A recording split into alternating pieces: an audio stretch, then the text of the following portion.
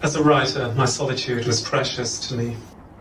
Finding the fast pace of a city nothing but an irritating distraction, I fled to this cottage deep in the woods, hoping the calming influence of the surrounding area would rekindle my dwindling creativity, which had been almost crippled for the greater part of this last year.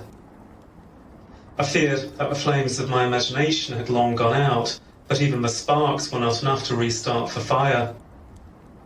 I need not have worried. The old place felt like home immediately, as though I'd been here in a previous lifetime, but stronger than that still. Indeed, it felt as though I'd lived here 1,000 years, but all in the one continuous lifetime. I felt this could only be a good sign and settled in without a second thought. The days I spent walking through the woods, keeping my head clear for nightfall, when I would return home to my desk and write by flickering candlelight at one of the ground floor windows. It all appealed well to my sense of romance, working a peculiar charm upon me which kept me blinded until it was much too late. As it neared winter and those creative nights became longer, I found a change come over the house. It no longer seemed the familiar place which it had done previously. It now felt cold and alien to me, hostile even. And I found it hard to shake off the feeling that the house was occupied by a being other than myself. For at nights, as my pen scratched at paper, I fancied I could hear the sound of heavy footfalls on the floor above my head. And when I went up those stairs to bed just before dawn, I shuddered with fear as some dark, unidentified voice whispered to me across the aeons. Eventually I ceased walking in the woods, for it seemed to me that the whole area had become touched by unholy evil. No longer did I hear familiar birdsong or the rustling of nature's animals in the undergrowth. The only life seemed to be in the trees. Yes, the trees. For I somehow knew that they transformed unearthly as I walked past. Faces, screaming and tortured, pressed out of the bark to watch me pass. Limbs, all twisted and entwined with the branches, reached out to pull at my sleeve.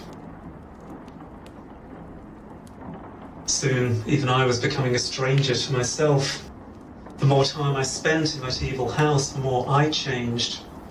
It was nothing that I could specify, rather a subtle shift, as though I were being slowly taken over by some strange presence. From the house, from the woods. My writing became more and more. I now slept very little and soon grew weary and pale.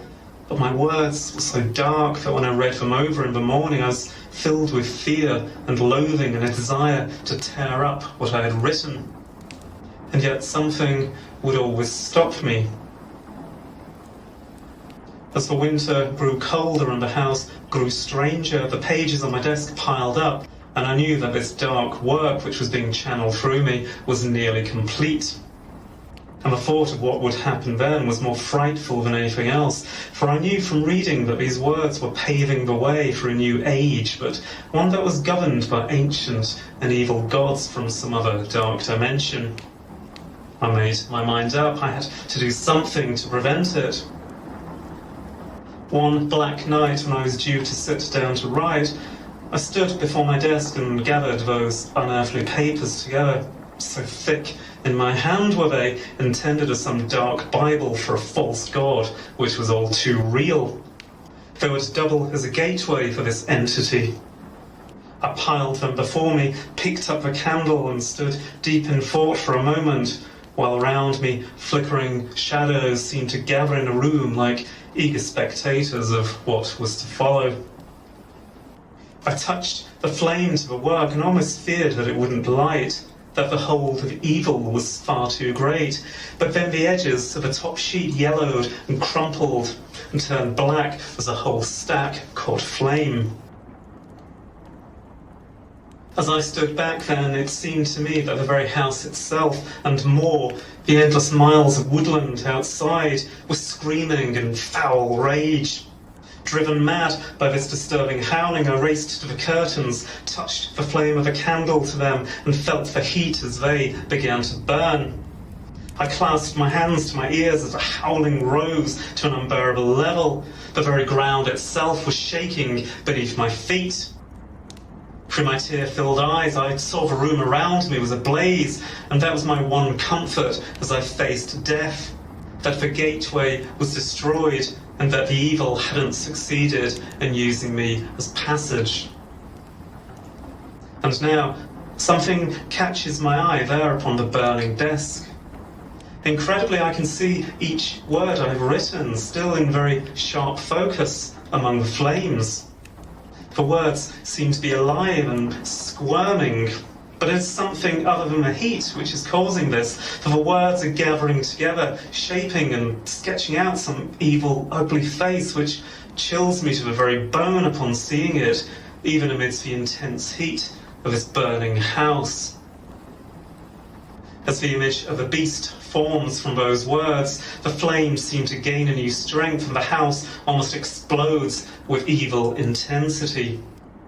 As I close my eyes against the macabre spectacle unfolding before me, I hear the loud beating of huge leathery wings. I know then, but although I will certainly die very soon in these flames, the beast will be impervious to them, even joyful in the hellish fire. My foolish actions have served only to hasten its arrival into our world. For what will such a devil live best within, if not hell itself?